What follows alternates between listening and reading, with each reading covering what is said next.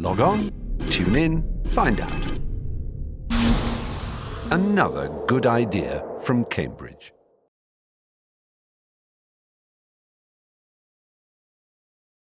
It's a great pleasure and delight to have a chance to talk to Chris Hann, who I've known for many years. Chris, when and where were you born? I was born in Cardiff in August 1953. And tell me something as far back as you like to go with your ancestors. I once had someone who went back to the Norman Conquest, Sir John Gurdon, but most people go to their grandparents at the most. People who might have influenced you and to place you socially in some way. I guess I'm in that general category where grandparents are pretty much the limit. My mother's father was a native speaker of Welsh, but I'm afraid the language died in my family with his death in 1958 when I was 5, so I never got to know him. He married a lady who originated in Sligo, Ireland, and these Celts could only communicate in English. And that's, I think, fairly typical of Cardiff at the beginning of the 20th century. It was a melting pot. On my father's side, mother from Eastern Wales, and the Hanns originate, according to my father, in northern Somerset. But I'm afraid I've never taken any interest in the details of family history. Mm-hmm. They moved, I believe, from Somerset to Cardiff just as the coal boom was getting underway in South Wales in the later 19th century, and most relatives on both sides of the family are still concentrated in the city of Cardiff.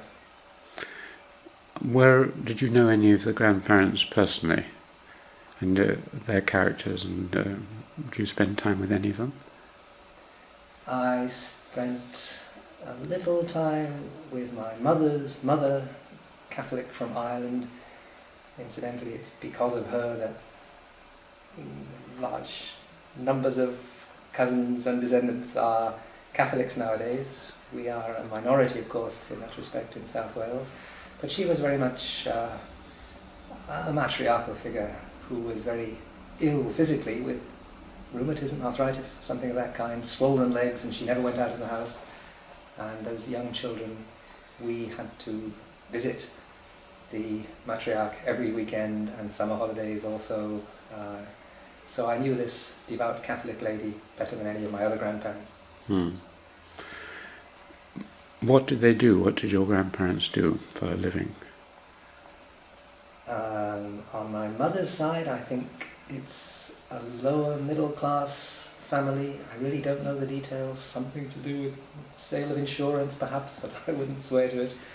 I don't believe my Catholic grandmother had to go out to work, at least in the later years of her marriage, so they were comfortably off owning their own small terraced house in Cardiff.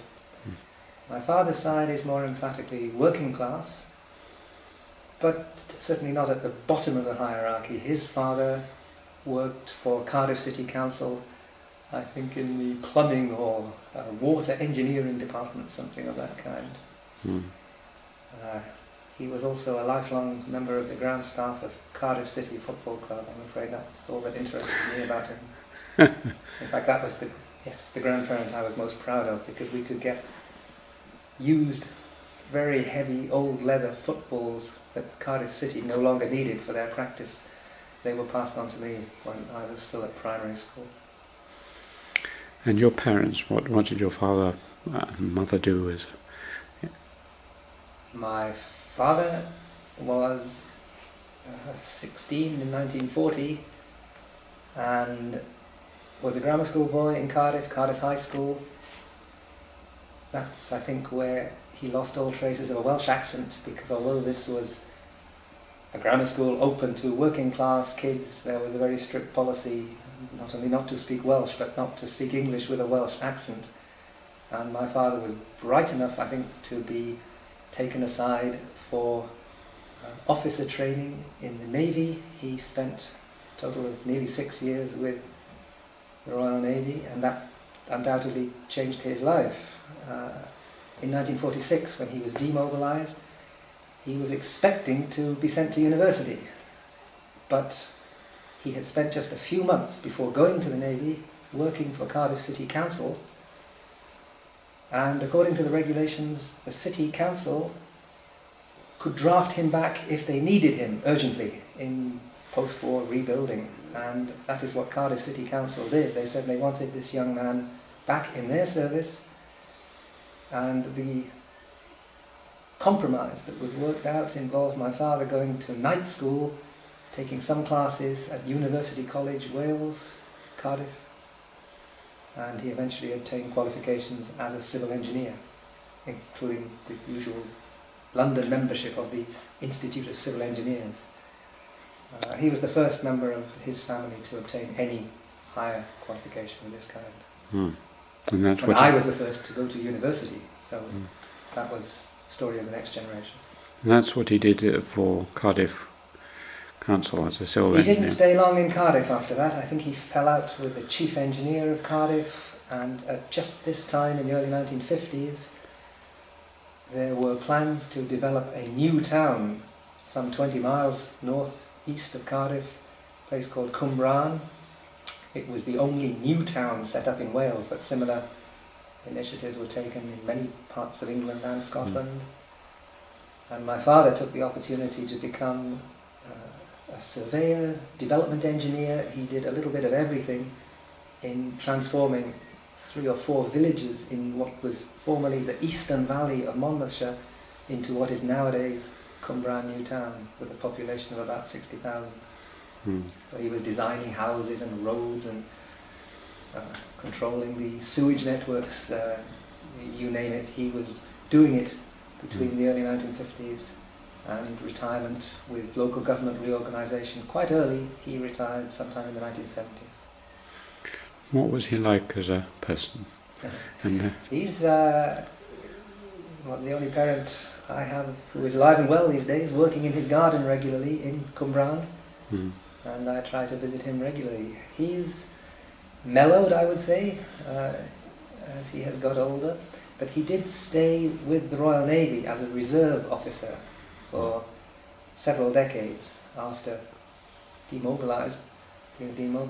He rose to become captain of the South Wales branch of the Royal Naval Reserve, which meant dressing up in formal uniform once a week, driving to Cardiff for an evening that was clearly a mixture of enjoyable socialising, beer drinking, as well as pursuing the goals of Her Majesty's Royal Navy.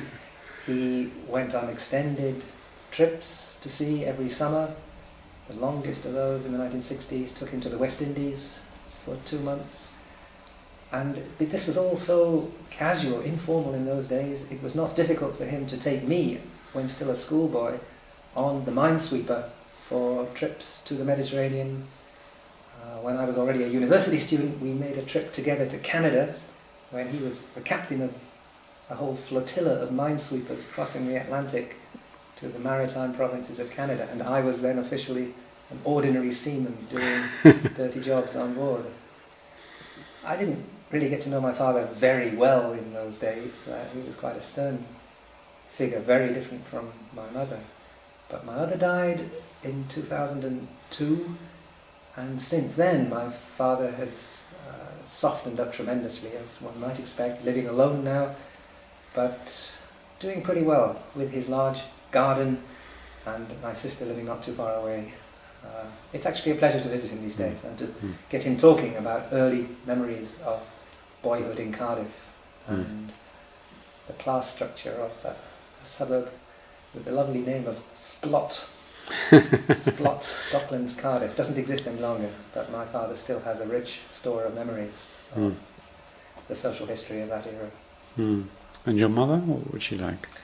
My mother was, for most of her life at least, a devout Catholic. She inherited that from her mother, and she was the homemaker. She did not go out to work after they took root in Cwmbran.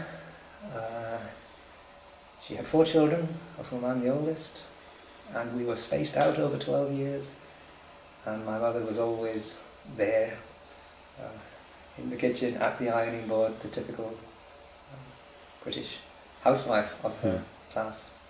Were they both supportive of you in relation to going to university and being an academic and so on? Or was it puzzling to them? No, they certainly were very supportive in every way, every possible way. They Encourage had you no to... direct experience of university themselves, Mm. neither my mother nor my father. But they were, I think, quite chuffed when I got a scholarship to Oxford. And for some reason it was always my mother who would drive me the 100 miles from Eastern Gwent, as it was called by this time. Gwent to Oxford was only a couple of hours, and she would insist on delivering me in person at the beginning of every term when I was an undergraduate. Mm. And what was your childhood at home like? I mean, was it a country upbringing, a town upbringing, halfway between? And did you have... Inside this community, Cwmbran, but I can remember it in the late 1950s, when the whole vast centre of the valley was still green fields. Today this is, it's now a privatised town centre. Mm. It might be owned by Ladbrokes, someone like that. But my father was one of the designers of this shopping complex, which now serves a much larger population in the former once flourishing industrial zones of Gwent. It's not far from Neil Kinnock's constituency, if that helps you to locate the region. And yes, I grew up with lots of green fields and wonderful parks, football fields everywhere. Nature was on the doorstep, but it was a town, it was an urban settlement that was growing rapidly. Like Cardiff a couple of generations earlier, attracting population from almost all directions. And most of my schoolmates originated in England, many of them in the Midlands. Mm. English was the only language we ever used at school, even though all of the place names were thoroughly Welsh. I went to school at Croesi Ceiliog School, a new establishment at the end of the 1950s, and it was a very good school. I had a very successful time there. We'll get on to that in a moment. What is your earliest memory, concrete sort of memory of an event which may, of course, be told to you later, but do you have any?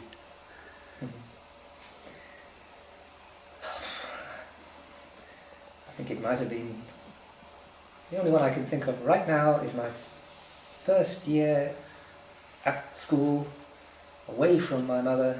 I am aged 4, I started relatively young, but I could read already because my mother certainly got me that far at home. But I didn't like being away from her for the whole day, and I certainly screamed my head off on one memorable occasion when she had to come and collect me early. I'm sure you can read an awful lot into that incident. I haven't thought about it for a very long time. I'm afraid other early recollections have probably been distorted by family photographs, so I hesitate to mention any. Mm. And then you went to a sort of kindergarten kind of school, and then to the school at about 7 or 8 you went to another school? No. I started school at 4. 4? And stayed in the same one? Actually, I moved after 1 year because we were Catholics. We had to go to Catholic school, at least as primary school kids. My mother was determined, even if it meant a lot of inconvenient travelling, and for my very first year I went northwards to Pontypool, St Albans, but after that I was sent down the valley to Newport, to St Joseph's Convent School, where I was taught by Catholic nuns until passing the 11 plus. And at that point I think I was very lucky because other Catholic parents sent their offspring from Cwmbran 20 miles every day, 20 miles there, 20 miles back to Cardiff, and my parents decided that was too extreme and they allowed me to go to the local grammar school, which meant I could in practice walk back and forth to school throughout my secondary school years. Right, well tell me about the grammar school. It was a good grammar school?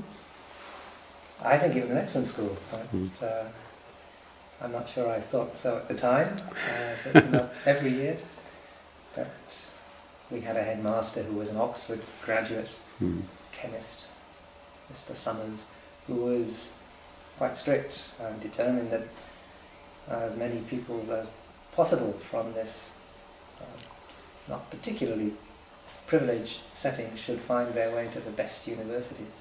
So he organised a system which which was designed to produce kids who could apply for Oxford and Cambridge. Mm. And I was certainly not the first to follow that road in the 1960s. Several had got there before me. Even though he didn't have the power at that time to prepare us for exams, certainly not in Greek, and even my Latin was a bit shaky, as I recall. But we did O-levels after only 4 years instead of the usual 5, and I was somehow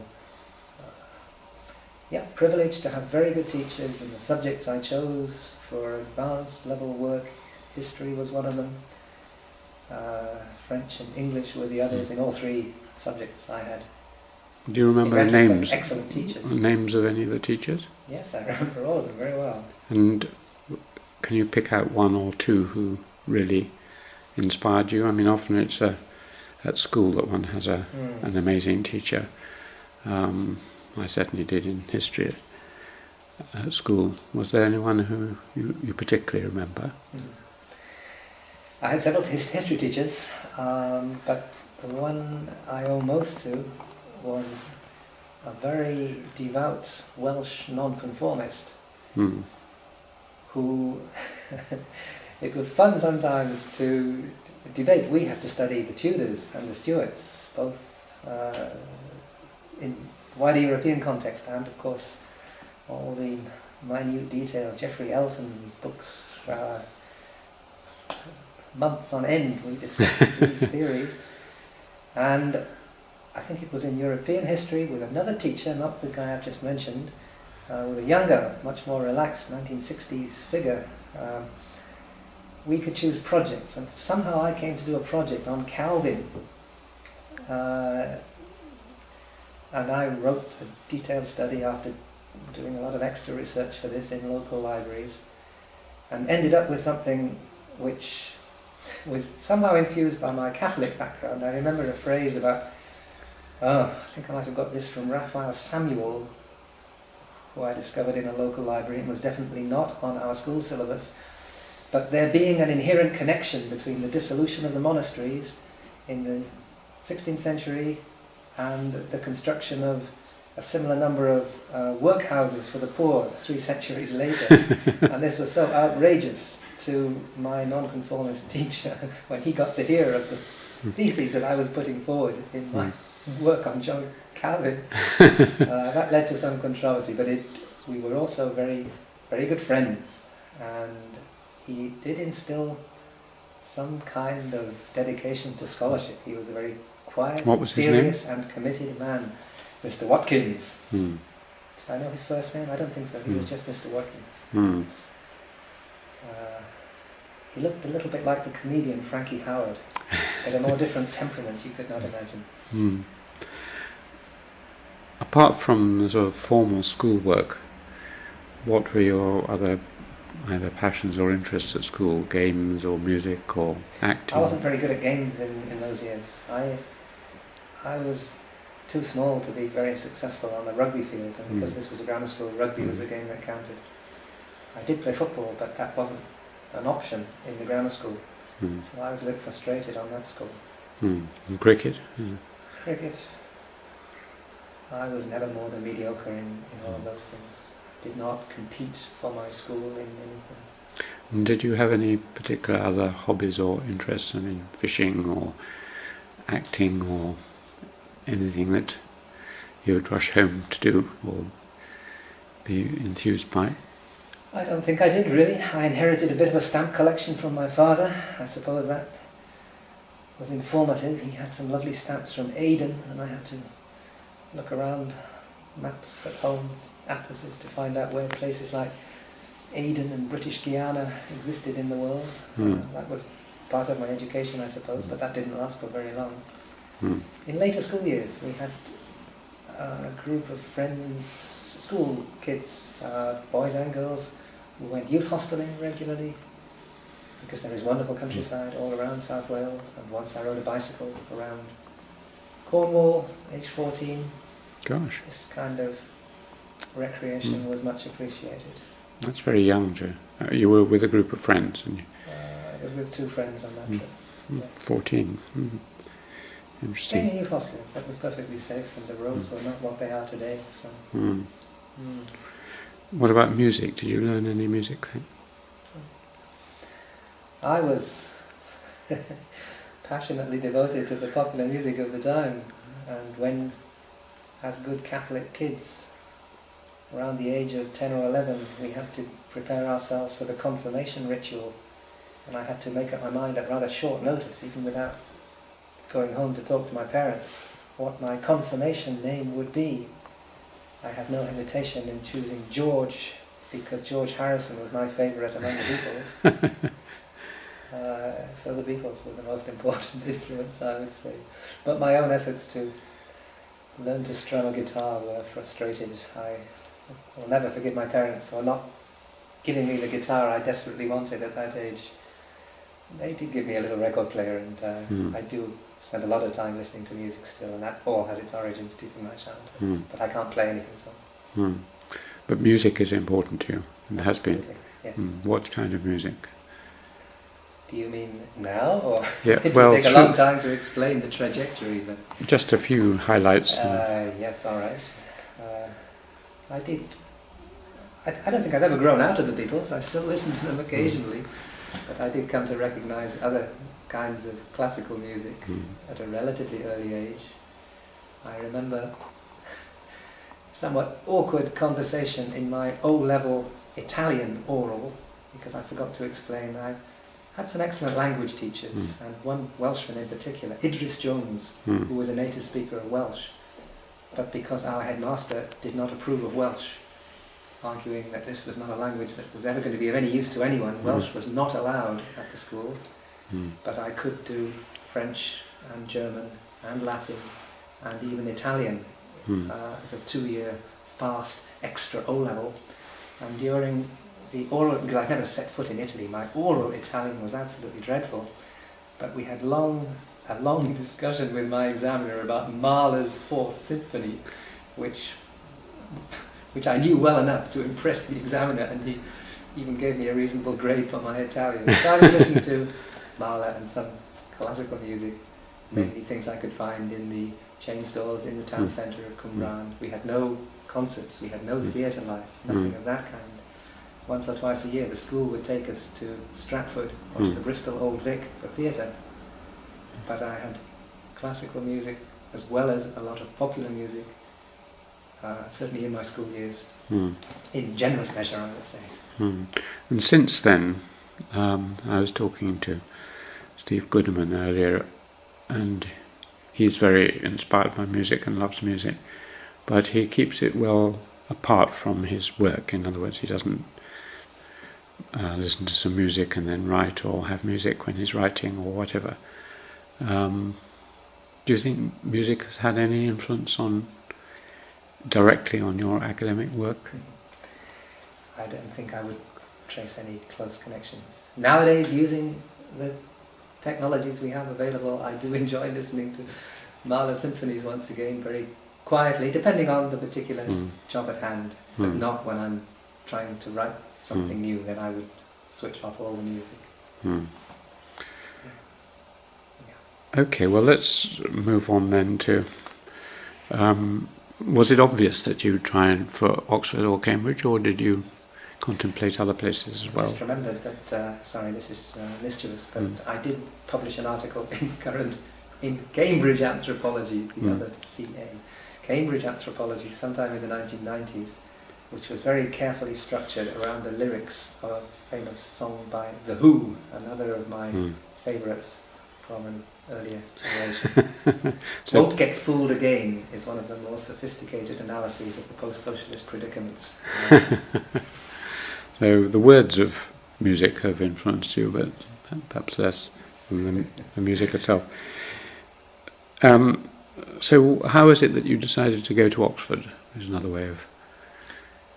That was very much the school, pushing kids to think about applying for Oxford and Cambridge, and because Oxford is so much nearer to our corner of South Wales, usually every year, I don't know, more than 3/4 of the kids applying would put Oxford ahead of Cambridge.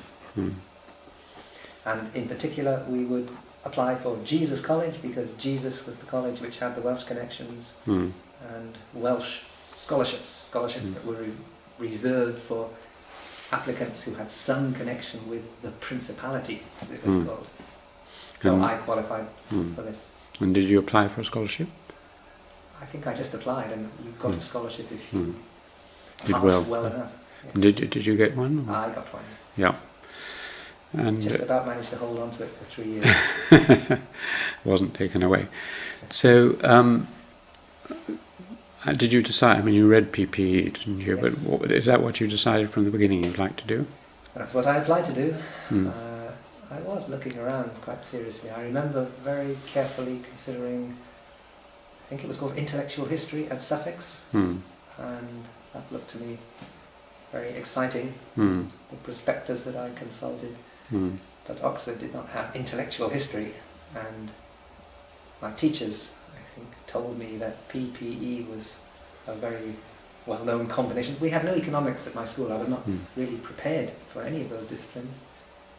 But I certainly did not want to continue with any of the subjects I had been doing at A-level. If I had chosen one, it would probably have been history, because that's the subject in which I did an S-level. You got an S-level. I did history. I guess that's when I first came across the name Maitland, and Evans Pritchard too, for sure. The famous cliches about history being anthropology, anthropology being history. This was definitely there in the materials we had to digest for our S-level examination. Anthropology must be history or nothing, Exactly. etc. E.H. Carr, that little book, What is history? was the Bible for many of those classes. Tell me, I mean, give me a few high points in Oxford, both the formal, any teachers who inspired you, and friends or events. How would you paint your time at Oxford? On the academic side, I would say it was actually not very well organised. And which college? You were at Jesus, I was at yes. Jesus College. I had a very conscientious economics tutor as my moral tutor in the college, Donald Hay, young guy, recently arrived from Nuffield College with a Cambridge background. He had studied geography, wanted something more rigorous, and therefore switched to economics. And he was a good Christian who always told us that when we'd had enough of reading Samuelson's economics, actually it was Lipsey, he preferred Lipsey's textbook, but much more important was the Gospel of St. Mark, which I'm afraid fell on deaf ears at the time. But there were only 3 in my year, and perhaps because the cohort was very small, and we all chose different options when we could choose optional subjects. So I was farmed out, politics teaching mostly at Nuffield College. Again, a very nice guy, committed. Philip Williams was my tutor there.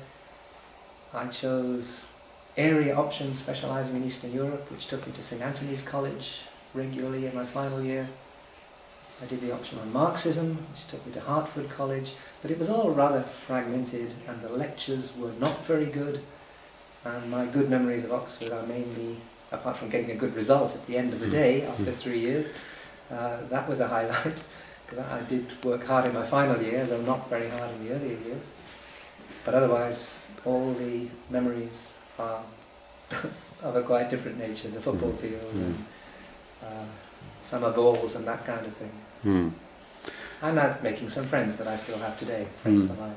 Were there any lecturer, I mean, you didn't go to any star lecturers, I suppose Isaiah Berlin and people had stopped by that time, but were there, you don't remember any intellectual event or either guest lectures or lectures which suddenly fired you? The truth is I did not go to many lectures, certainly not in my final years. I remember thinking Peter Oppenheimer was quite good in economics in my first year. But I also heard John Plamenatz for politics, and he was not terribly inspiring. In general, I don't think the standard was very high, I'm afraid. You don't have to answer this, but one of my friends taught you, you mentioned the other day Dick Smethurst, or... Dick Smethurst, I should have mentioned him, because that took me to Worcester College in my final year. I was covering my options, and in a way I think just being awkward, but having done Marxism one term, which associated me with a certain type of undergraduate of that generation. We're talking about the early 1970s now, when students were occupying the examination halls, and a lot of students were very political. I was the president of the junior common room, and by no means an extremist, but going to a lot of the meetings where the International Marxist group was arguing it out with the International Socialists. They were not the same thing at all, of course. So it was a very political environment, but I also had an eye on my future, and having done Marxism one term, I chose to do the money paper the following term, and that's when I got to know Dick Smethurst at Worcester College, who happened to be a proctor at the time, or a junior pro-proctor, whatever they were called. So he was interested in talking to me as a junior common room president for inside information about when the students were next planning to occupy one of the public buildings for which he was responsible. He was a very nice guy. Yeah, you got on well with him. Full of energy and enthusiasm.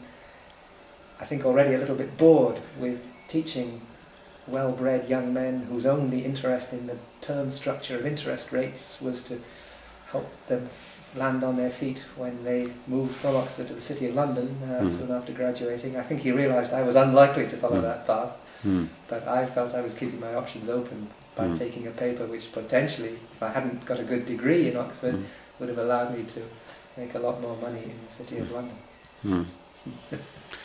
One thing which we perhaps should have dealt with earlier, but we could certainly do at university, and that is religion. You mentioned the Catholic background and that you were confirmed, and it's always a very large question, but can you give a sort of picture of your religious trajectory? You can start from now, and whether you're a believer or agnostic or an atheist or whatever now, work back, or you can work forwards. But since you studied religion and to a certain extent, and you were brought up as a Catholic, it'd be interesting to hear.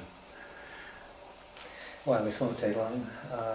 I was indeed brought up as a Catholic, and we had special classes for those Catholic children not going to Catholic schools, so I had more than my share of sitting on the benches listening to the priests who all came from Ireland, because South Wales was missionary territory from the point of view of the Catholic Church.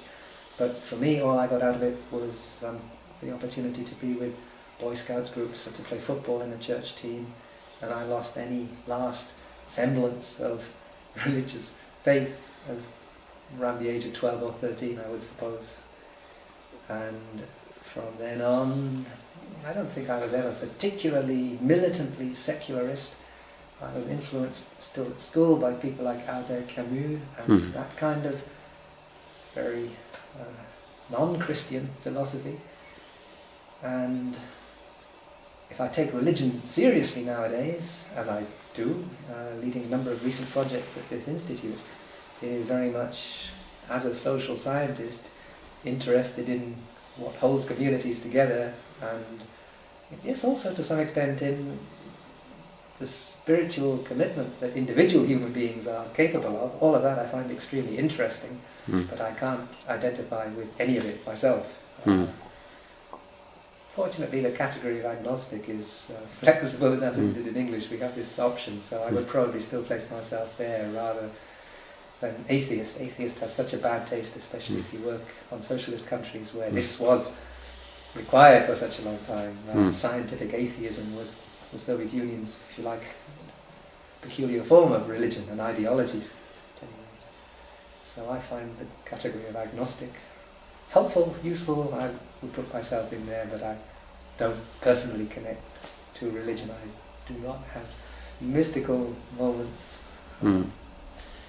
And I'm married to a lady who is rather cynical about all forms of organised religion, as indeed is my father to this day. It was always my mother who would go to church with us on Sundays, whereas my father would boast that he was an old-fashioned pagan and therefore was allowed to stay home and dig his potatoes instead. I mean, a certain generation of anthropologists in the 50s, 60s were Catholics. Evans, Pritchard, Leon Hart, Victor Turner, Mary Douglas and the rest. And some of them argued that in order to study religion, it was helpful at least to be either Catholic or Jewish or have some sort of faith background which would put you inside the irrational systems of other societies. Do you think that there's anything in that? I thought about it, and there may be something in it, and perhaps that explains why, for most of my career, I have stuck with the harder areas of economic anthropology, political anthropology. And even when I've looked at religion, I have been interested in the social aspects, religion and civil society, rather than meanings, interior states. But that's... there are different styles of anthropology. And yes, I would not claim to have the religious sensibility of an Evans Pritchard. Or a T.S. Eliot before him, if you like. This is not the sort of person that I am. So obviously that's had some effect on the kind of anthropology that I have tried to do over the years. Okay, well... But of course I think you need to be careful there. It's, you don't want to end up saying that only a Catholic can study the Catholics. No, obviously not. Once you start down that, only a prostitute can study prostitutes, etc., etc. So it's a dangerous trail, but a militant atheist might... I mean, it was always the view of Evans Pritchard that Raymond Firth, being nonconformist, found it difficult to understand symbolic systems because he was a more practical, pragmatic sort of character. But you said you weren't a militant secularist, so the whole recent controversy centering around Richard Dawkins and others, Christopher Hitchens and the rest, saying that religion is a pestilential cause of most of the ills of mankind, and that science has disproved it. So it's totally irrational to be religious. Do you have views on that? I'm not familiar with the latest debates in Britain. Right now in Germany we have organised religions under enormous public pressure, mostly because of sexual scandals in the Roman Catholic Church. And I have a certain glee as more revelations come forward, because the power that has been abused over centuries, above all in the Catholic Church, is fairly clear to see. And at the same time, I do not share the slightly more militant stance of my wife in this respect. I discuss this at home, and we don't have any debates about that here at the Institute. But the role that different forms of religion have played in many post-socialist societies after religion was suppressed harshly, more or less harshly. Of course, in some places it flourished under socialism, as we know in Poland. Elsewhere it was quite rigorously repressed. And the role that religion can play in helping people to cope in all kinds of stressful situations, I think I have learned to respect that more over the last couple of decades. I don't think it's just that I'm getting older. I think it has something to do with the evidence that we've been collecting concerning religious phenomena in post-socialist countries. So I have a sneaking respect for many people who take their faith very seriously and see it as ultimately what holds communities together. And if you define religion in those terms, it doesn't have to be the conventional organised religion as we know it in countries like Britain. It sort of vaguely seemed to lead to Durkheim. Are you a fan of Durkheim? Yes, I always thought the often announced demise, redundant or obsolete nature of Durkheimian sociology was exaggerated. I've been listening to this since about the 1970s, and I still have more than a sneaking sympathy for the whole school, despite the moral didacticism of Durkheim. You may not like his own political sympathies either, and clearly some of his models of religion as mirroring social organisation, that's grossly exaggerated, but a sympathetic interpretation of Durkheim. Pickering's very detailed study of Durkheim on religion is a book I was looking at again recently, and I think it is not relevant only to societies like simple Australians, as some people try to rescue the situation. I think the fundamental insights of a Durkheimian tradition are indeed relevant to social cohesion in modern conditions. So for me, Durkheim stays up there with a place in the pantheon of anthropology as well as sociology. Answer in a nutshell. Thank you. Right, let's take you from Oxford to Cambridge. Is that where you went next? Or Yes, I migrated in 1974. 74. But so, I mean, I thought you came to do an MPhil, or did you do something before that? It was called the certificate. Certificate. There was a similar course, a one-year conversion course available at Oxford. And I could have stayed in Oxford, but I decided it would be more exciting to sample the other place. And by that time I had read Edmund Leach's little introduction to Lévi-Strauss and was immensely stimulated by those lucid pages, you know, the Fontana. Yes, I do. Little diagrams. One diagrams and the very neat way in which Fraser and Malinowski are played off against each other. I think this was just a very exciting way to discover anthropology. And that's when we met. But I only started in January 1975. So either you had been with someone else for your first term. Sure. I remember who I was with. Jack? Or No, Jack Goody. Saw a young man from Oxford with an economics background. Polly Hill is the supervisor for you. And although Polly Hill was of course not a full-time member of the department, this was an opportunity for Jack to involve his esteemed Africanist colleague once again more closely in the affairs of the department and its graduate students. So my first essays in economic anthropology were written for Polly Hill in autumn 1974. So was it originally envisaged that you might spend the year with Polly?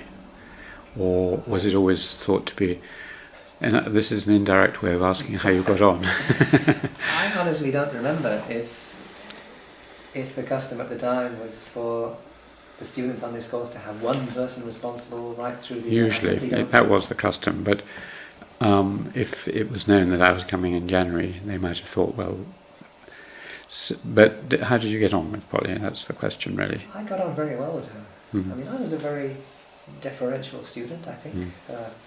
I was looking to learn about a new discipline, and one of the first books she got me to read was Abner Cohen on Hausa migrants, or the Hausa Yoruba cattle trade, famous study on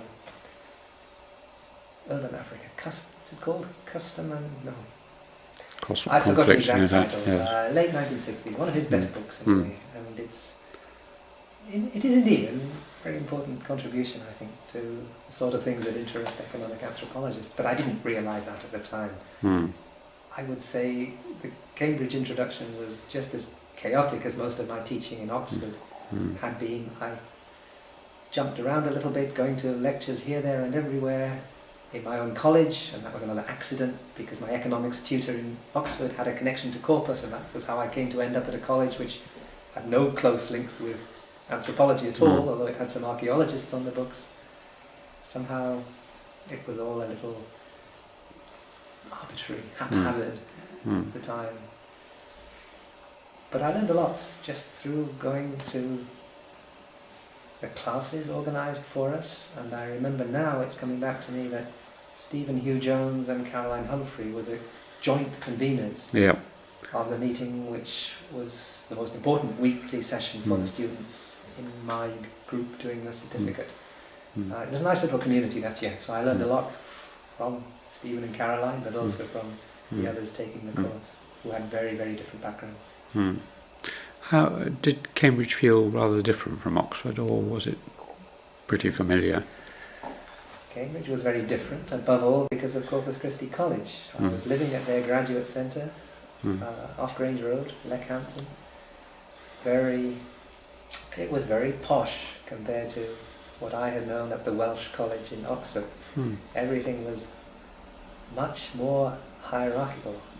When you went into Corpus Christi, the porter called you. I don't think he was being aggressive or ironic, but you were always Mr. Hann and you were gentlemen.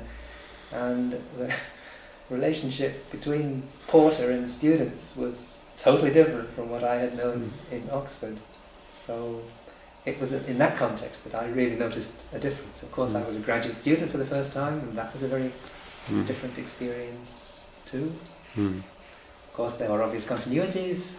I joined the football team again just as I had as an undergraduate, so some things didn't change very much, but the Cambridge colleges, ones that I was exposed to, King's of course being the other, we met usually for classes in King's College, perhaps in Stephen's room, I'm not quite sure of that.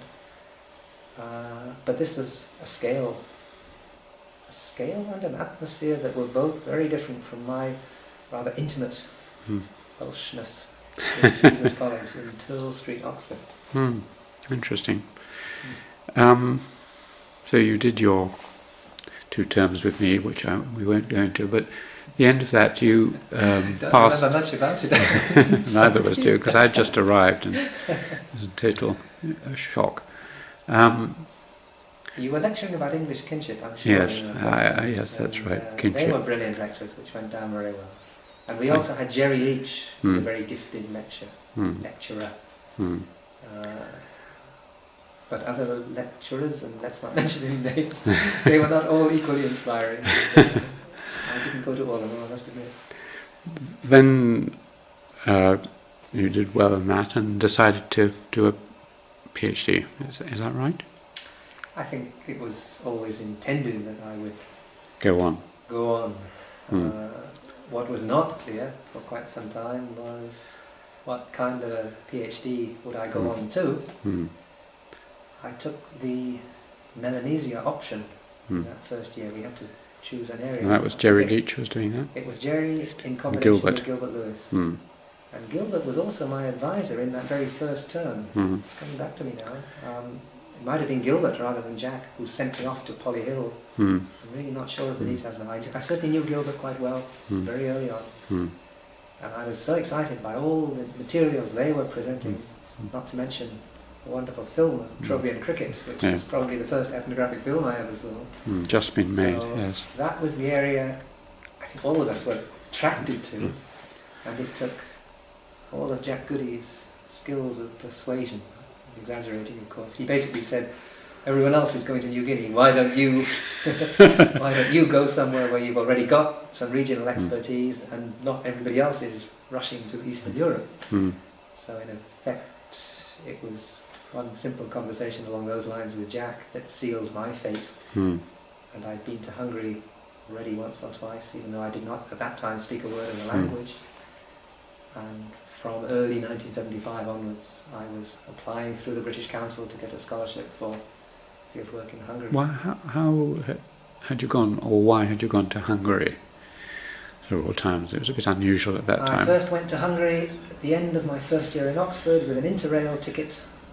I simply wanted to explore a part of Europe that I knew nothing whatsoever about.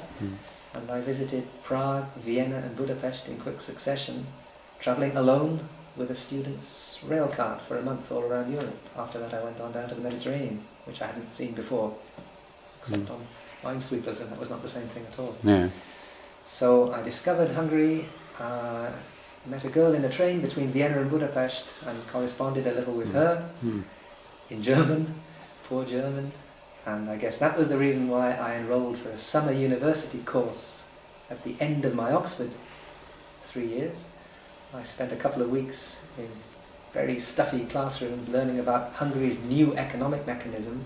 It was intellectually quite exciting to be in Hungary at that time. They were reforming classical central planning models, and they offered an English language international summer school. And Jack knew that I had done these things and therefore said, why not go back to Hungary for PhD work in anthropology? And by that time I was already less enthusiastic about the structuralist things I'd been reading by Edmund Leach, which had led me into anthropology in the first place. And I quickly came around to the idea of a fieldwork project in countries which I'd already been researching in economics as well as in politics. But the anthropologist, using the simple methods of participant observation, could generate fresh kinds of knowledge about what was really going on in those societies that would take us beyond the stereotypes of totalitarianism. And none of the popular images really fitted Hungary as I already knew the place in the early 1970s. It just seemed a very attractive place to go. With a good climate and Good wine. Wine, I was going to mention the coffee, but you're right. Wine was also, I didn't drink much wine in those days. But it was a very attractive place. Well, Not to mention the girlfriend I was writing to. It doesn't turn out to be your current wife, I assume. Sadly, the story doesn't end there. It doesn't end there. Since Jack's come up now and he's sort of threaded through both our lives, I was his first appointment and he was my kind of proto father and yours in a way as a PhD supervisor. Tell me about something about your relationship to Jack over the years. It's like a relationship to God, but it can be shortened a bit. I was never very close to Jack as a graduate student. He was officially my supervisor, but that's only because somebody had to put their name down and take responsibility, and I'm grateful to him for doing that, but I don't think he read a word of anything I wrote about the Hungarian village in which I ended up spending a year. I think I was very lucky to get through my PhD in such a casual way. I'm sure it would not be possible nowadays. I mean, did you send him things? And I wrote an occasional letter, but I don't think I prepared any text when I was in the field. Later, back in Cambridge, he was the chair of the Writing Up seminar, so he would hear me talking about this and that, but I don't think I had much constructive academic supervision from Jack. That's not. It was somehow tacitly understood that if you were good enough to be given a free hand to go to a country where nobody had been doing anthropology from Cambridge before, that you would get on with it in your own way. And I am grateful to Jack for letting me get on with things. It would be, I think, an enormous risk nowadays. And we would not take on students in this way nowadays, certainly not at this institute where I work nowadays. But in those days, I can only feel grateful looking back. I did get to know him much better later on, of course. Obviously, I owe him I owe him everything, because he was still, it was in his last year. You say you were his first appointment, but I was perhaps his last, because in the year in which he retired, I was appointed as an assistant lecturer, having in the meantime spent a few years at Corpus as a research fellow. So I started work in the department in 1984, which I think was the final year of his retirement, of his tenure of the William Wise Chair. And it was after that, even though he was away from Cambridge for most of the time, he was determined not to interfere in any way with the regime of Ernest Gellner after 1984. But I saw him more frequently in later years, and we've kept in touch ever since. He has been here to visit this institute, and I don't pretend I read all the books that he writes, because there are just too many of them. But his fundamental arguments, the position that he stands for, that has driven most of his work, I would say, consistently. It is an oeuvre. There is a pattern to it all. I feel sometimes he recycles a little more than I'd like him to, but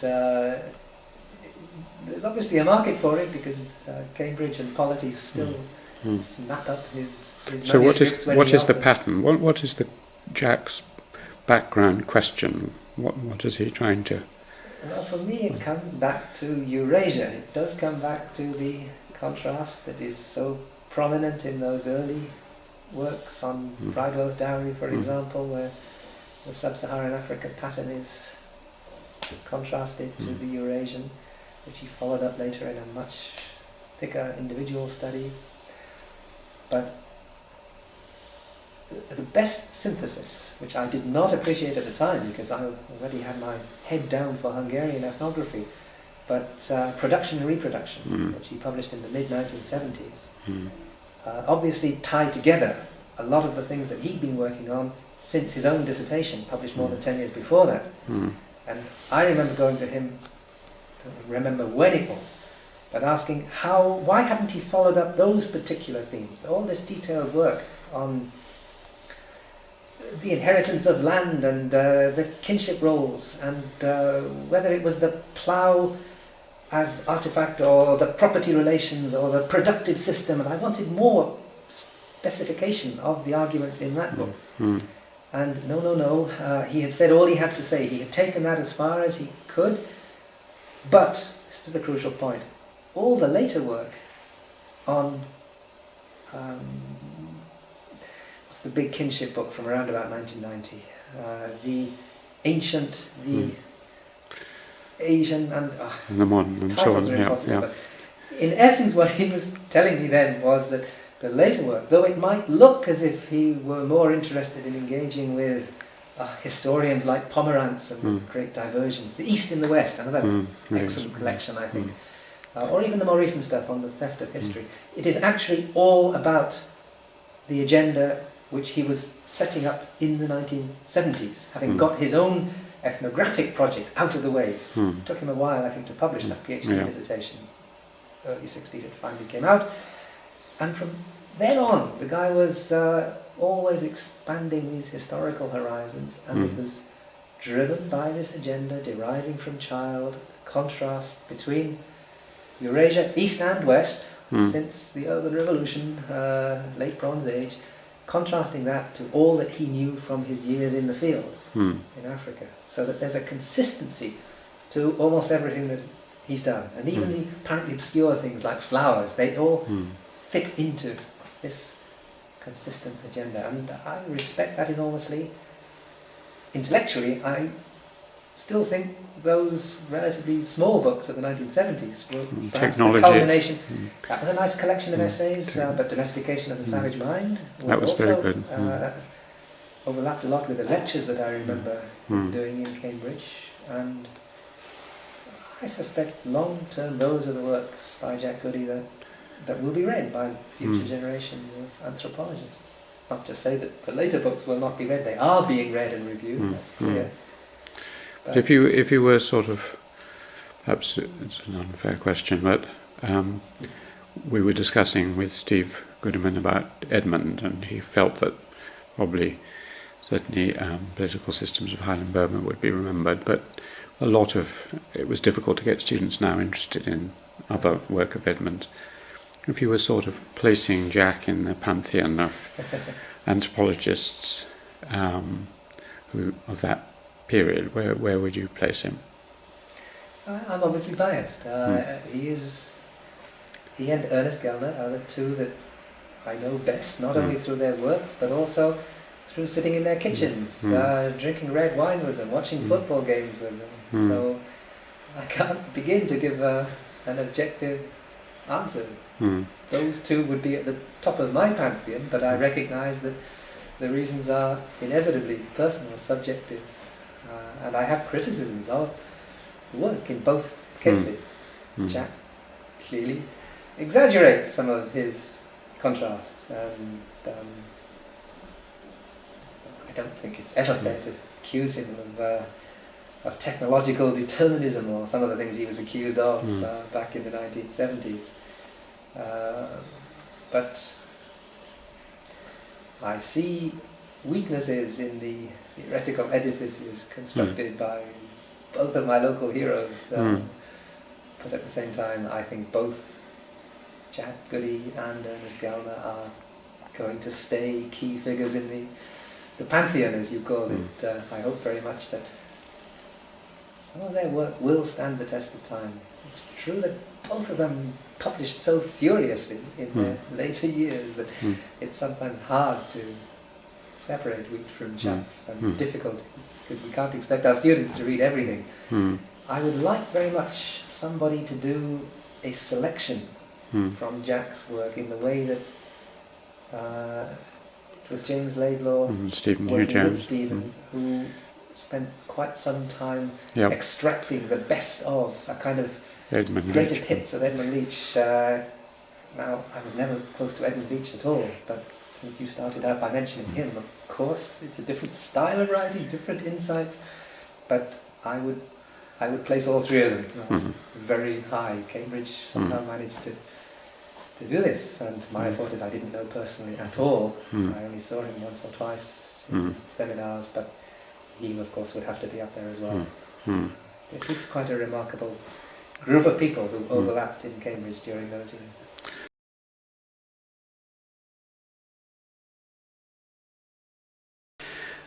The other person you mentioned who you've known and drunk with in their kitchens and admire greatly is Ernest Gellner, and I knew Ernest very well and was very fond of him, and he was my second professor, and I've drunk wine with him too in various places.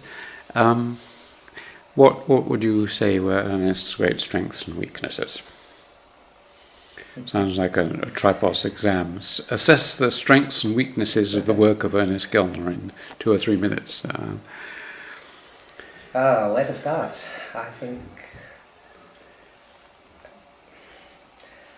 the clarity of his writing and his basic position as he formulated it late in life, the Enlightenment fundamentalist. Actually, I think his position was rather more subtle, complex than that simple label would indicate, but pushed as he was into these endless polemics, in fact through most of his life, from the early tangle with Oxford language philosophy to the later engagements with Orientalists and postmodernists and so on, always fighting causes with such wonderfully lucid prose, decorated with brilliant metaphors, similes, unlikely lateral connections.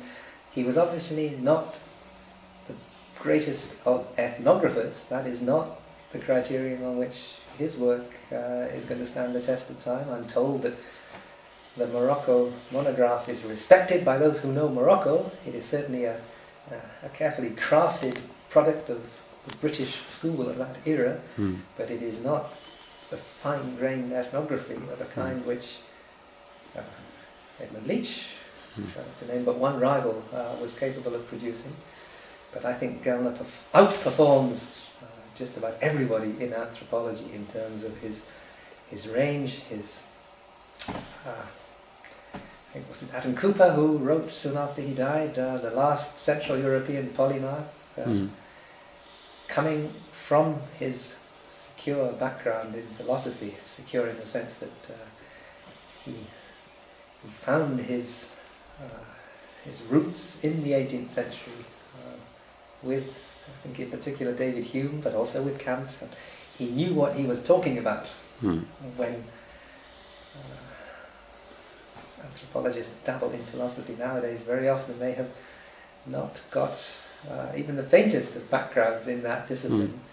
But the authority of Gellner's voice over so many years, warning against the temptations, seductions of the post-Geertzian generation in particular. I think up to a point Gellner respected Geertz. Of course they tangled a little bit as well, but I remember Ernest Gellner telling me the respect that he had for at least some of the more substantial works of Clifford Geertz, and bemoaning the fact that Geertz's work helped to open up to the welter of more indefensible postmodernist excess at the end of the last century. So I see Gellner very clearly there in my pantheon as a spokesman for a certain rationalist and rigorously comparative empiricist,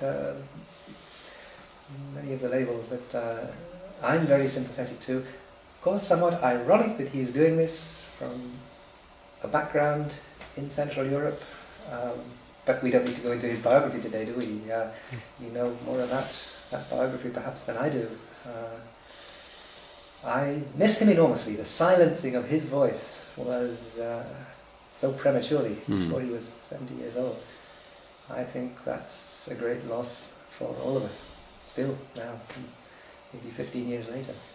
I mean, the theme, well, tell me what sort of thread or theme or pattern runs through his work. It seems to me that if you look at it all, it's all about attacks on closed systems, whether it's Islam or psychoanalysis or communism or this. It's a Popperian, the open society versus the closed society theme. Is that roughly how you see it? Popper is, of course, fundamental, and he acknowledged that on many occasions. But he's a lot more interesting than Popper, because, of course, he does have an appreciation for what makes human societies and cultures different from each other, a sensitivity to problems of understanding other cultures. He had a lot of interest in the debates associated with Evans Pritchard, others of that generation, this sharp distinction between culture and society, which I find again turning up in Runciman, who I've been looking at just very recently. And this looks rather dated to most anthropologists at the beginning of the new century. But in Gellner's hands, all of the instruments, the insights of that period are crystallized, expressed more clearly than by anyone else. So he will always be on the reading list for me. Of course, it's helped that he has an interest in those parts of the world where I have an interest. I haven't engaged much with his work on Islam, and I know that is still intensively criticized. But the very fact that people in that field still engage with his model shows you the value of putting forward the kind of ideal type that he advanced over many years and then drew together in the Cambridge book, Islamic Muslim Society, produced with the Cambridge series. But of course for me it's more the work on socialism, not that he ever did real field work in the second world as we used to call it, but his deep intellectual interest in the problems addressed by Marxism and interest in debating the living conditions of societies following some kind of Marxist-Leninist path while that was still open. I had a particular reason for engaging with him in those fields, even though we very seldom agreed on very much. Of course, his own background, made it very unlikely that he would see things as I saw them. But it was also typical of him that he would say, unlike some left-wing intellectuals, including most of the left-wing scene in France, since I had done fieldwork in Hungary and lived there for some years, and still came back from that experience reporting some things at least rather positively as a reformed mode of organising a society in a socialist way, that had to be taken seriously because I had the empirical authority from the fieldwork immersion. He was charitable, generous to me, I think, for that reason at least. He was a great admirer of the method of anthropology and empirical research, and encouraged our students to do that, even if, as you say, he wasn't wholly doing that himself all the time. Yeah. But he really thought that was what anthropology should be and was about. Let's move on, and we'll come to some more of your work in a minute. But what did you do between finishing your PhD and coming as a lecturer to? Was there a long period between those two? I was a research fellow at Corpus. Ah, right. For 4 years, actually. JRF? JRF. Yeah, okay. And then you came as a lecturer in Ernest's department the last part of...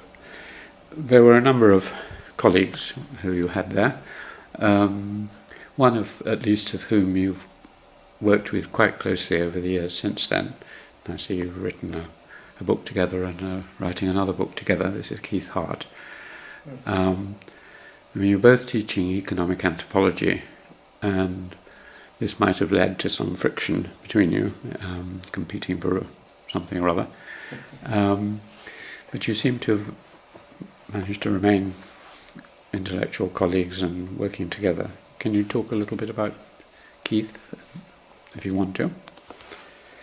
It's difficult to talk a little bit about Keith, just as with Ernest and with Jack Goody. He is a different kind of influence, of course. We sometimes joke about sibling relationships. He is very much my older brother. He knew a great deal more about economic anthropology than I did when we shared the teaching in the department in the 1980s. He was already disillusioned with quite a lot of what was going on, including work on development, to which he had made major contributions in the past. Whereas I was still the enthusiastic novice. And we didn't always get on well together. We get on better nowadays, that we are not direct colleagues. You're quite right that we have done some books together. The jointly written history of economic anthropology will appear quite soon, I think, with Cambridge, with Polity Press in Cambridge, following the Market and Society volume that came out last year. It's been very, very rewarding to produce these volumes with him. He has visited Halle once or twice, and we correspond, of course, intensively using modern technologies, and that's an ideal way to work with Keith. Sometimes when you are too close to him in daily interaction, he doesn't suffer fools gladly. You could say that about most of us, I suppose, but Keith has a distinctive temperament that's well known in the field. Perhaps I do slightly better than some other colleagues in swallowing occasional barbs, which Keith himself typically will want to swallow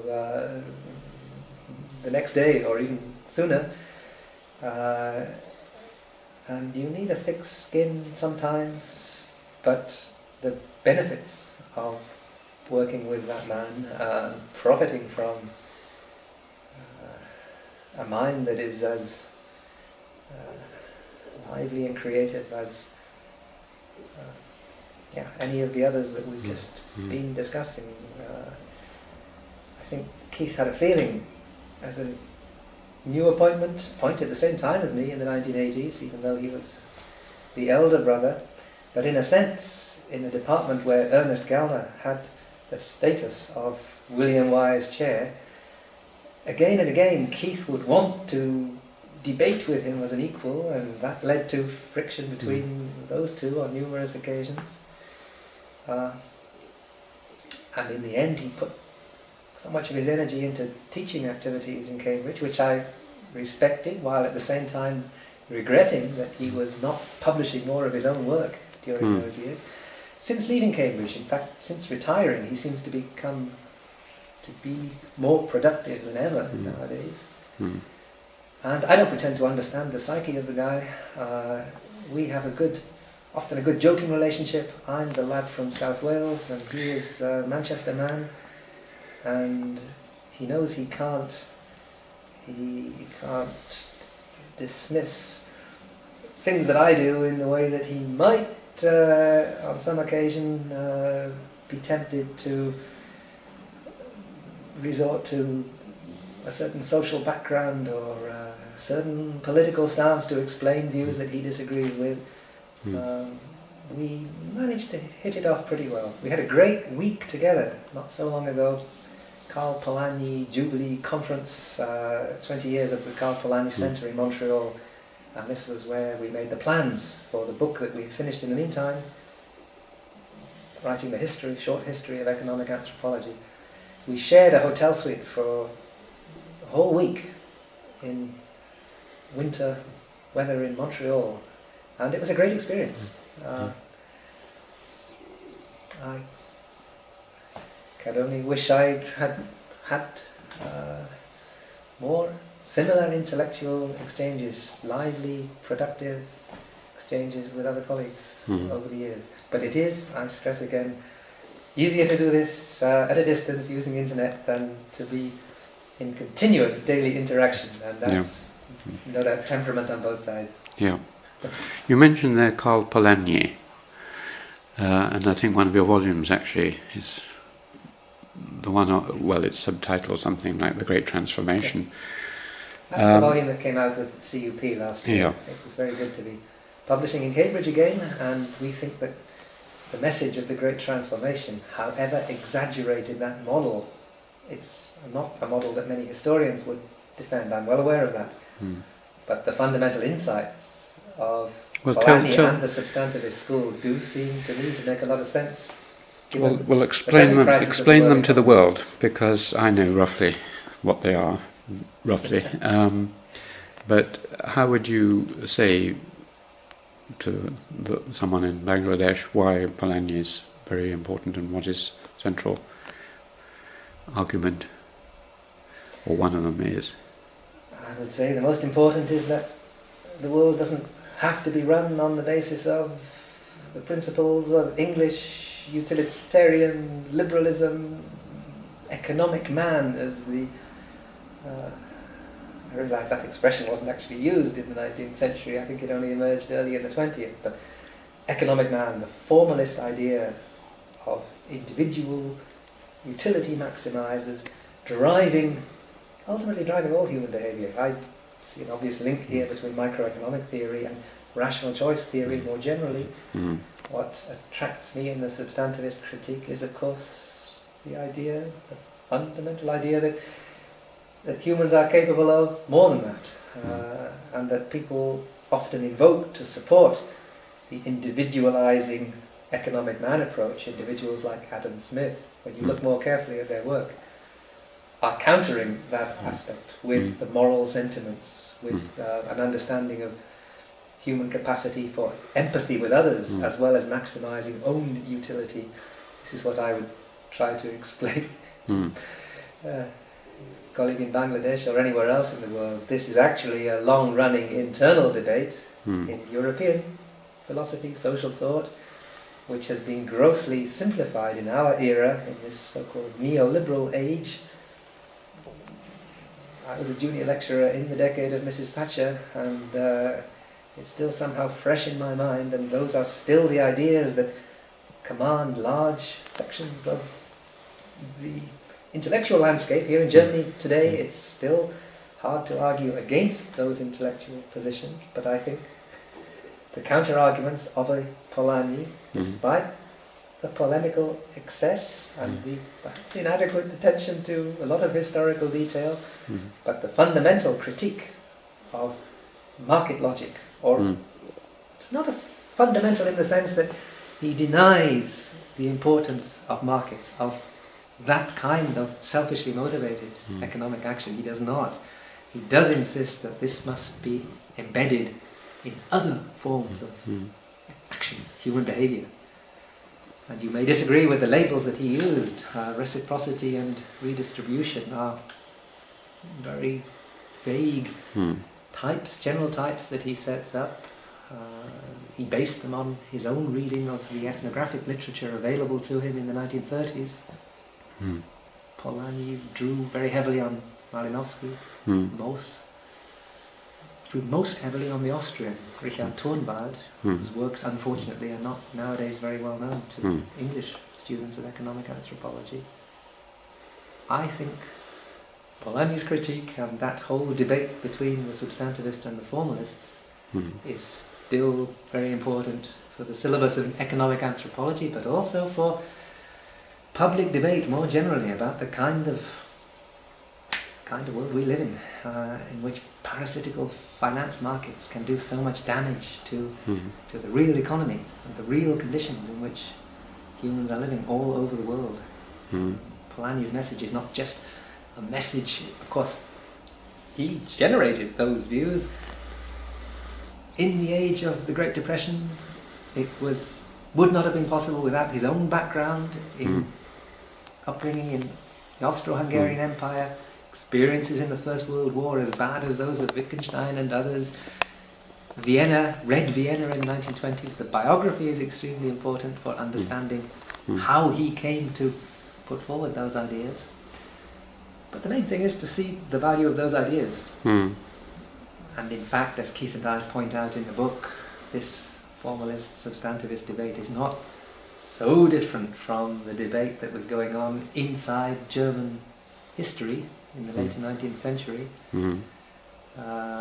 where people like Karl Bücher, also very important for the history of economic anthropology, were trying to find their own middle way between the universalizers, arguing that there must be universal laws to explain human economic behavior everywhere, rather like nowadays, I suppose, we'd look to the evolutionary psychologists as the exemplary representatives of these universalists, the people who insist there is one hardwired human brain. And on the other hand, typically the softer sciences, historians and anthropologists, much more interested in documenting the different forms which that universal hardwired brain can lead to in different local settings. So it's an old debate, and I'm not saying Polanyi won all of the arguments, but I would still insist that his side of the argument always needs to be listened to, and it is nowhere more important than in our own countries nowadays, with fresh financial crises hitting us almost every month at the moment. You were at Cambridge for what, about 10 years as a lecturer? As a lecturer, assistant lecturer and lecturer. And then you went to Kent, and then you came here. And you've really experienced two British universities of a rather different kind, slightly different kind. And then how would you compare the sort of educational university system, Oxford, Cambridge, Kent, maybe included or not if it's too complicated, and what you've seen of German universities and the institute here, organisationally, educationally, whatever way you like? Well, there are major differences, of course, between Oxbridge and a new university such as Kent.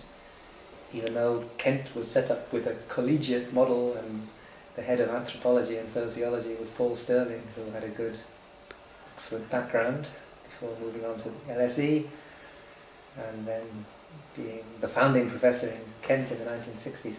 Paul was somebody I knew quite well through my work in Turkey, and that was one of the attractions of going to Kent, because although retired I could still see quite a lot of him.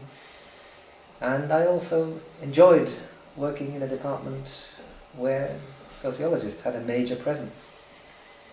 But of course conditions were very different from those I had known in Cambridge.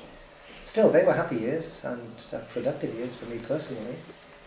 The German scene is very different, and here German scholars themselves often joke that not much has changed since the 19th century. The institution of the ordinarius, the professor who, once appointed, then recruits staff at various levels, typically these two levels. A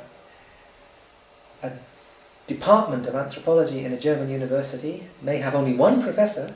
The other staff will be directly subordinate to this professor and generally expected not to complement the professor in their expertise and teaching range, but to do things for the professor in the professor's field of interest.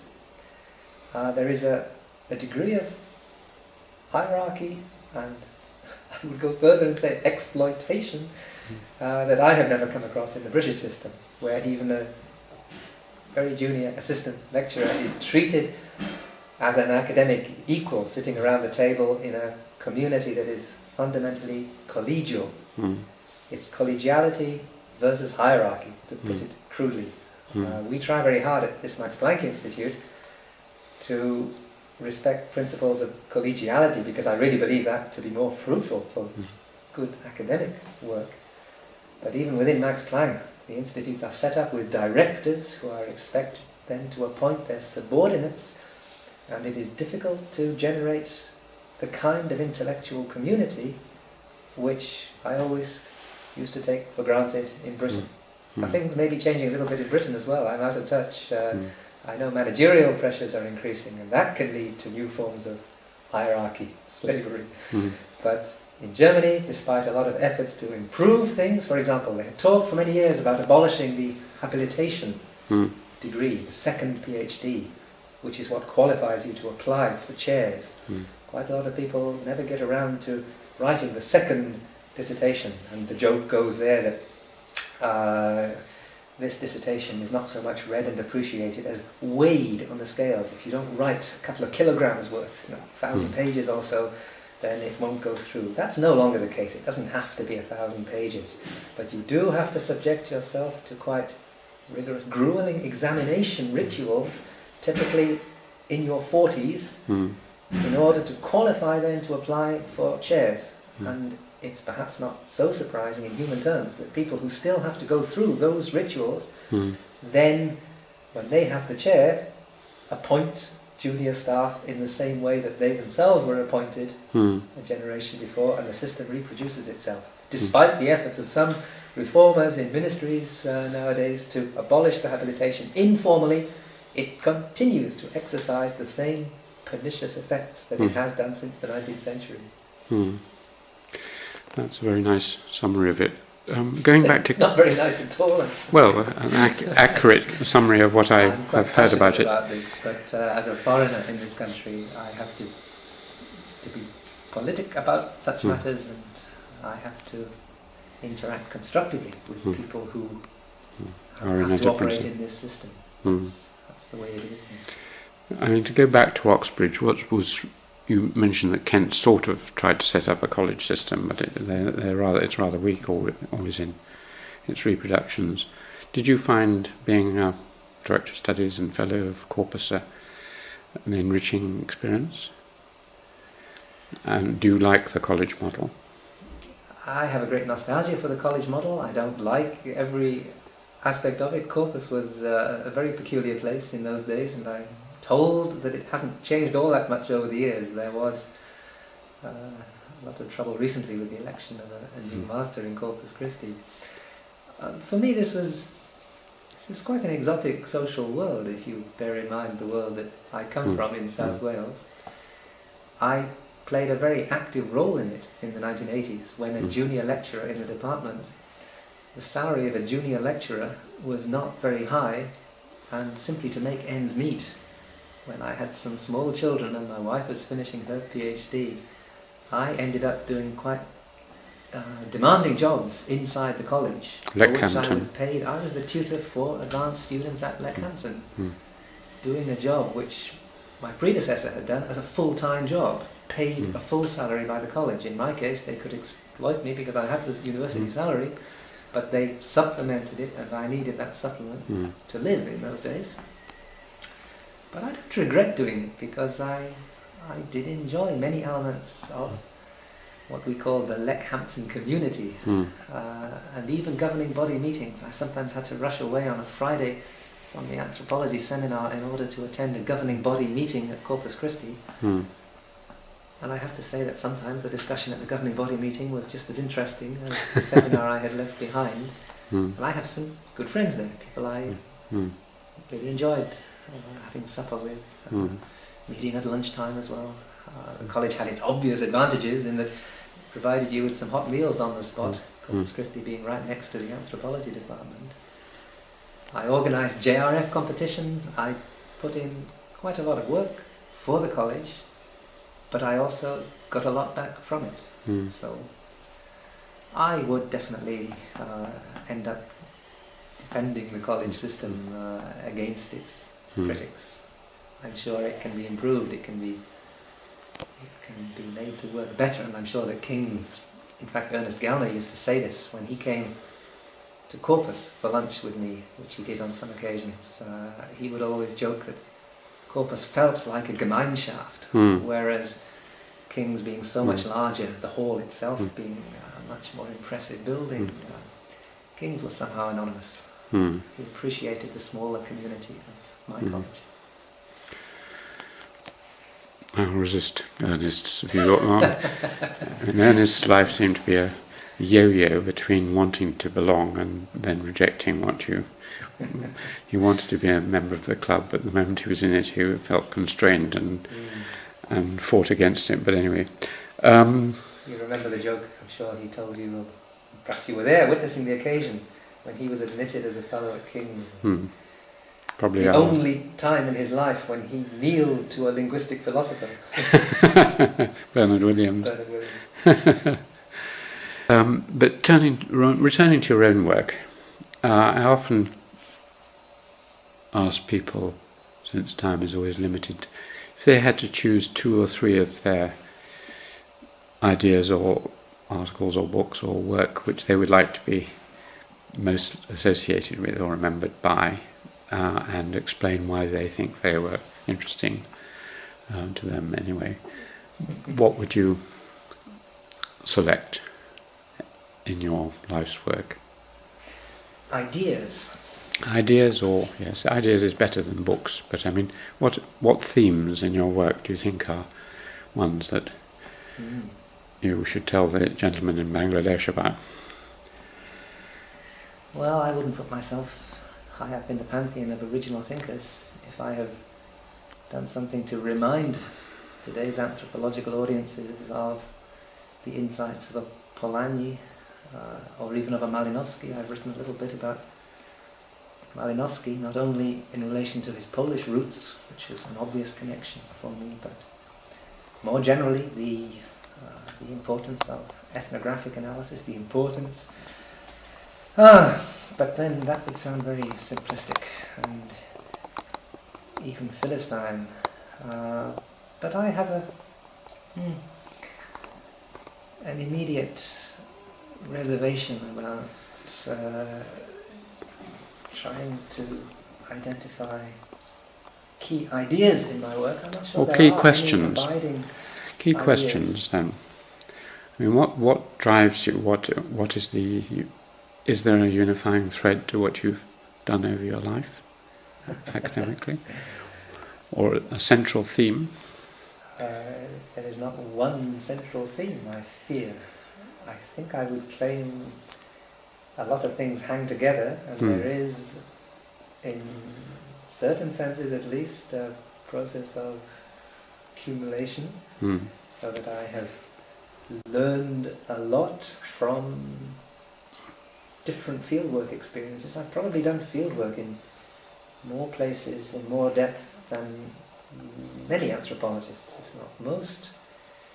And if I just think of the early projects, comparing the situation in rural Hungary with the very different situation of the countryside in rural Poland, that was very important in helping me get beyond some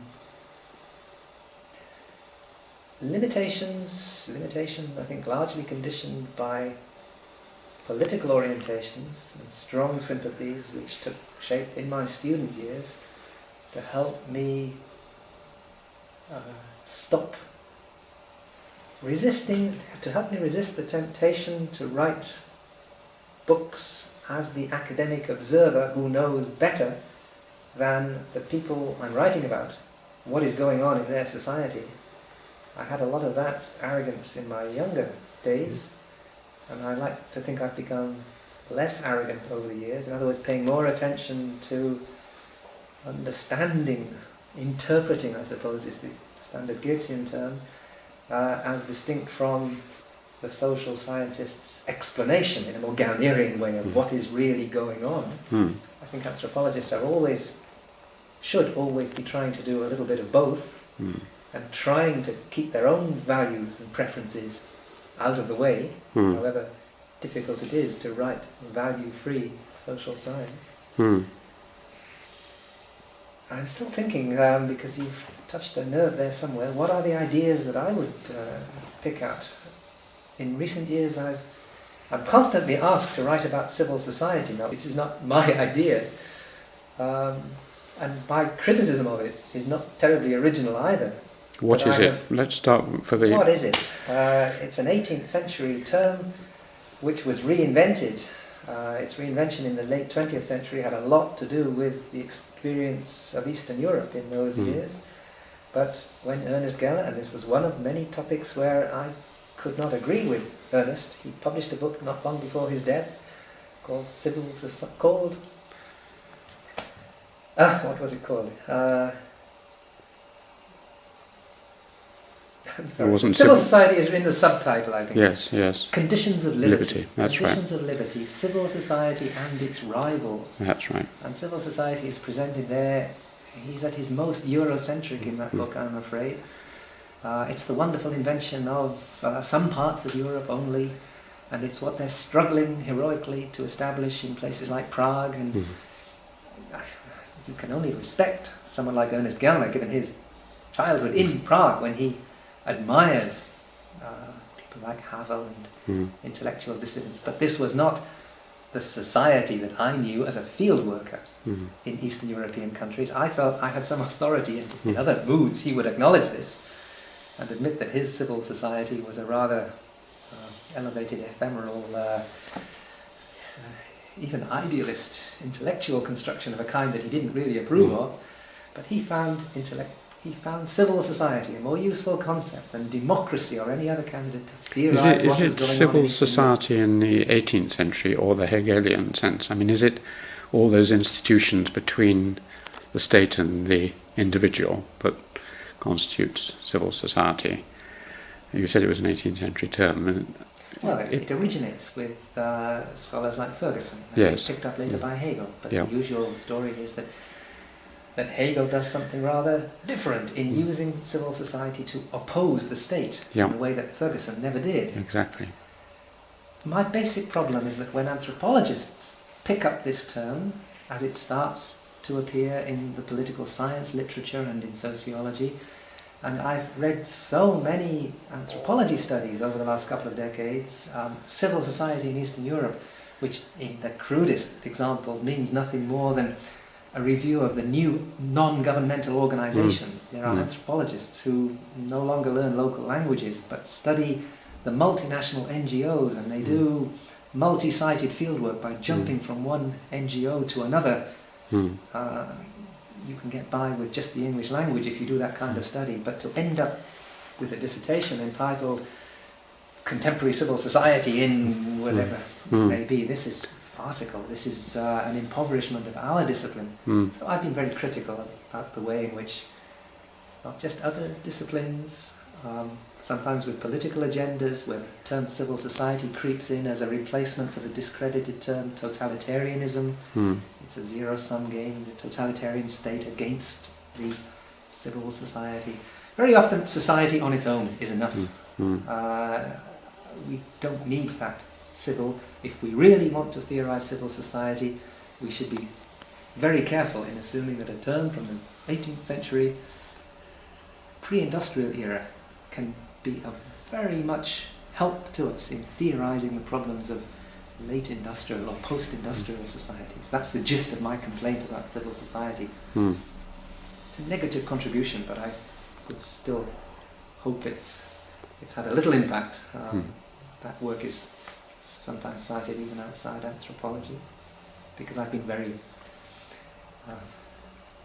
since we've been talking about Gellner, I can say that the most extreme formulation of my critique is one where I mimic some of Gellner's work, and I say that paradoxically we now have a church in his sense, a closed community of scholars who talk about civil society in the way that the Freudians have their church and all the others that he doesn't like. I'm afraid civil society has become a church, and Gellner himself has contributed to this unfortunate new orthodoxy.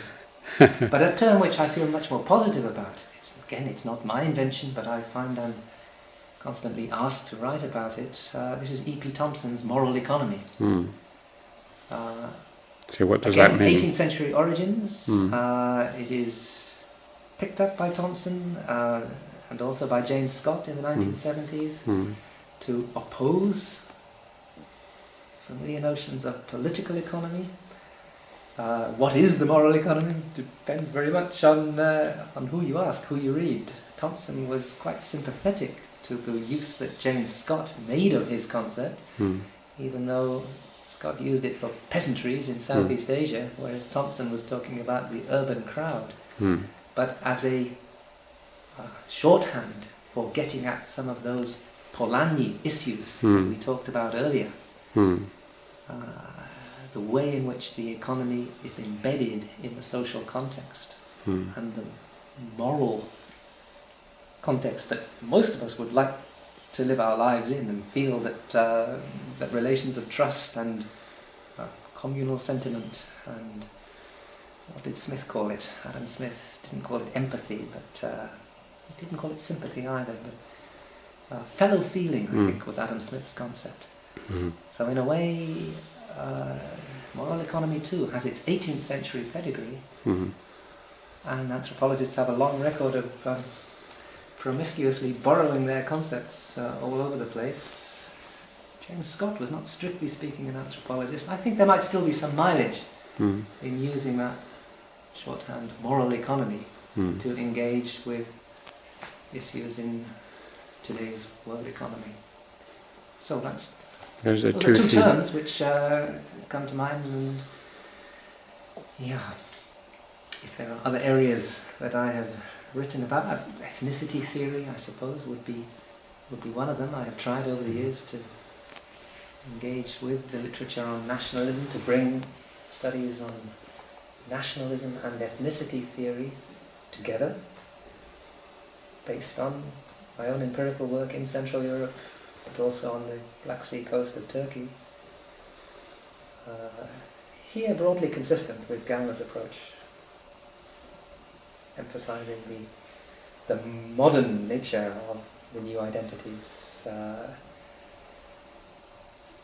I suppose I haven't thought this through carefully, it's only taking shape now, but in a way Gellner, like Polanyi, is a great divide man who wants to have sharp lines between what came before, what came after, traditional, modern, and most historians, many anthropologists devote a lot of their energies to qualifying those sharp great divide theories, but we can still benefit from those models and the notion of punctuated equilibrium. It's not the case that everything proceeds in human evolution through gradual incremental change. Sometimes things do seem to accelerate, and it does make sense to use terms, even terms such as revolution.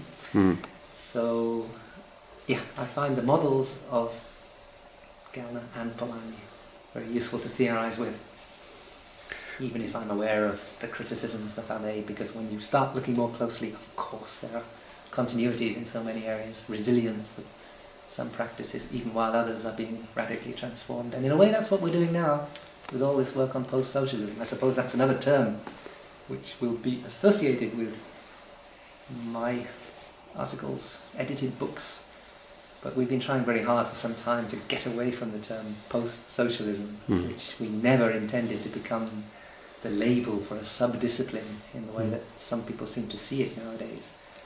I was recently invited to do yet another survey of anthropological work in this field, post-socialism, but for some time now I have steadfastly declined all such offers because I'm just not interested in using that term any longer. It made some sense for defining our activities here for some time, but it was never meant to be the label of a new sub-discipline. We are interested in addressing, analysing this balance of continuity and change in the years after the fundamental institutions of Soviet socialism were swept away. It was a radical institutional change by any standards, and yet of course in all sorts of areas there are deep continuities in social practices as well as inside people's heads in terms of attitudes and ideas. It's tracing combinations of continuity and change in the usual banal phrase. That's what's been keeping us busy mostly in recent years.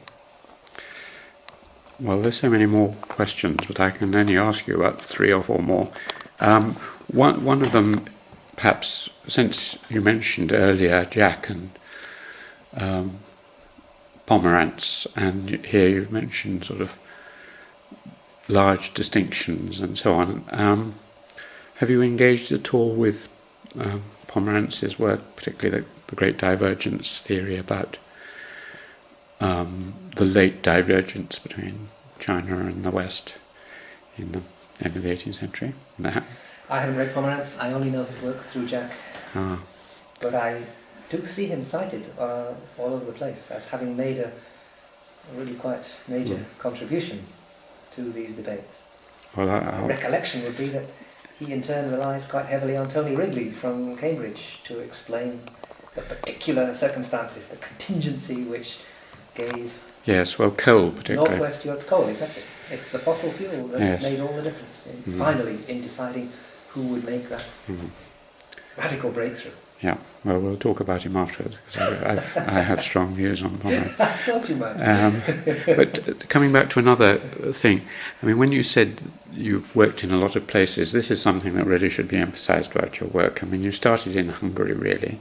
I remember you coming back to see me after you'd been working in France and somehow got yourself into the French police headquarters, masquerading as something or other. You've worked in Turkey, you worked in Poland, you worked in Xinjiang in China. I mean, there are very few anthropologists. Most work in 2 places, perhaps 3. But you've worked, which not only is a tribute to your language masters at school and your brilliant command of languages. I always cite you as one of the 3 people who seem to be the best linguists I know, you, Peter Burke and Mark Turin. But tell me more about, is there anywhere I've missed in terms of where you've worked? Are those? No, those are the places. I don't do field work here in East Germany. Although, of course, I'm interested in life here as well, but I would never write about a place where I'm working. The French project was not serious. That was a 2-month summer stint, my very first taste of field work, and I do recall your moral support from a distance when I was having a hard time with the peasants in the Massif Central. But that was just fun. But there are about 5 different, and in the other places I have really invested some effort, not just learning languages, but a lot of secondary reading. Exactly. Never very, very much archival work. I haven't invested in that sense. At the moment I'm writing up materials from China where I hope to produce a book for the second time with my wife. We did a book together based on our Turkish work, but there wasn't much historical depth to that study. This time I hope there will be a little more historical depth. So that's the major change. But in each of the places you've mentioned, apart from France, I've lived for at least a couple of years and feel I have some insider appreciation of what makes those places tick. Fundamental requirement for writing an anthropological monograph, when anthropology has come above all to mean ethnographic fieldwork. At the same time, as the head of a department at this institute, I'm also interested in broader definitions of anthropology, and we just started a new group in my department for historical anthropology, which will be exploring ideas of social evolution and perhaps training students to get PhDs in anthropology without needing the obligatory 12 months in the field learning a new language. That is still the acid test for anthropologists in Germany at the moment, but I would like to question that model in the future. But in my own case, it's very simple. I've gone to these places and struggled to learn languages. I'm certainly not as gifted as Peter Burke when it comes to learning languages. And I'm very much like Frederick Barth, who told me once that he'd learned about a dozen, but he manages to forget them all as soon as he's finished the book. It's a struggle to keep them in your head. But if you live somewhere for a couple of years, you reach a certain standard. And I would never wish to work with interpreters. I have never done that, and nobody at this institute will, to my knowledge, need interpreters to do their fieldwork. That would be an unacceptable lowering of standards. You mentioned that you're writing up the Chinese with your wife Ildiko.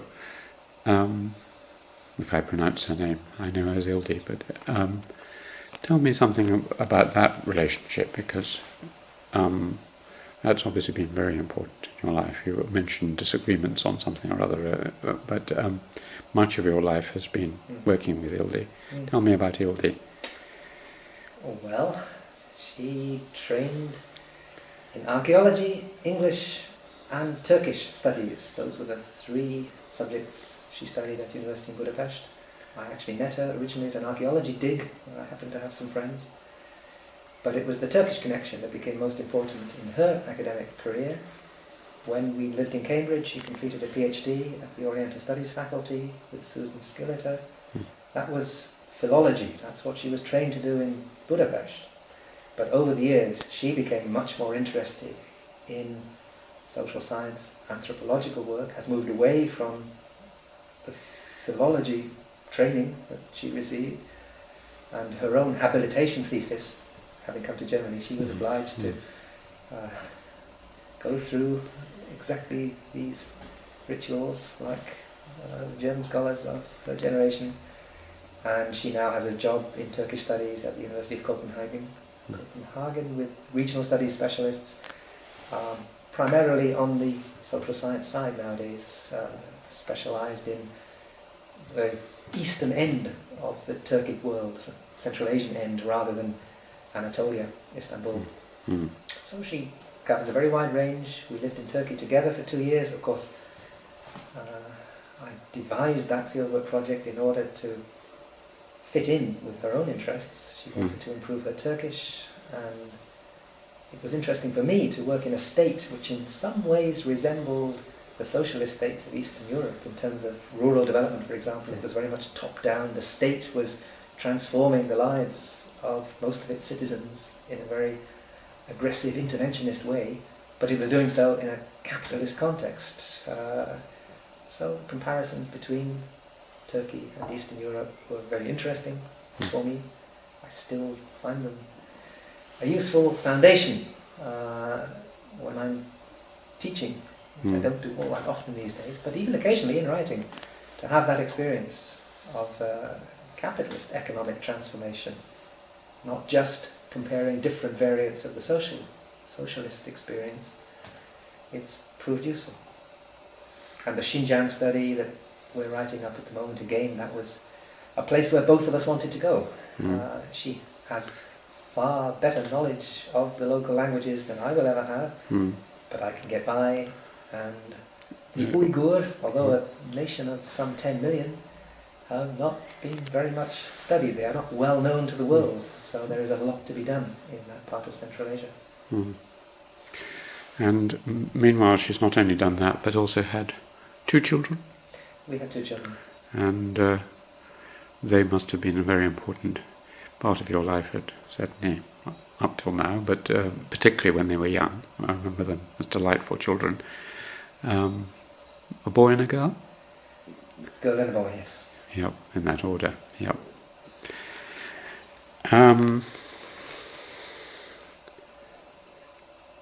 Always at this point, I realise that a life compressed into 2 hours is leaving out most of it. So I ask whether there's anything that you really would have liked me to. I mean, you're young enough so that we may have another release in 10 or 20 years, but is there something I should have really asked you about and you would have liked to have talked about? If not, we can stop at that point. Alan, there are so many things we could talk about. We haven't talked about Max Planck. Perhaps we could end just, you're director of, or co-director of Max Planck Institute in Halle, and you've been here for 11 years now. 11 years. I've always avoided these kinds of jobs because I always assume there's a lot of administration involved and responsibility and so on, and I had enough of that at a certain point in my life. But you're obviously a good administrator, and do you actually quite enjoy running an institution as you did at Kent before? You misunderstood the nature of Max Planck, I'm afraid, if those are your presuppositions, because Max Planck directors don't actually have to do much administration. We are very spoiled because the administration is there. It's quite extensive. We have not just secretaries in abundance, but excellent trained administrators for every aspect of the Institute's activities. The idea being to free the directors to get on with their research. Now, there is obviously a lot of time spent managing other people's projects, inevitably, if you are the native English speaker and English is the dominant language of your discipline, but most of your colleagues do not have English as a native language, you are constantly wondering if the time you spend correcting other people's bad English is a good investment of your own time. On the other hand, I did a fair amount of that in Cambridge as well, so it's not so different. But what I really should stress is that Max Planck is a remarkable network, and it is intended to give the academics selected for these appointments the best possible conditions to get on with their research agenda. They are not expected to become bureaucratic administrators. There is a widespread expectation in Germany that when you get to be a professor, you spend a lot of your time on committees, and many German professors never publish another book when they have got their chair. They're not expected to. The climate of the research assessment exercise in Britain has not yet reached German universities. But in Max Planck, we too are evaluated, and people would ask very searching questions if a Max Planck director was not productive as an individual, in addition to supporting all the work of the colleagues appointed by that director. So I cannot complain at all about the conditions here. On the contrary, we are really very privileged. Well, that's a very nice positive note on which to end for the moment anyway. Thank you very much indeed, Chris. Thank you.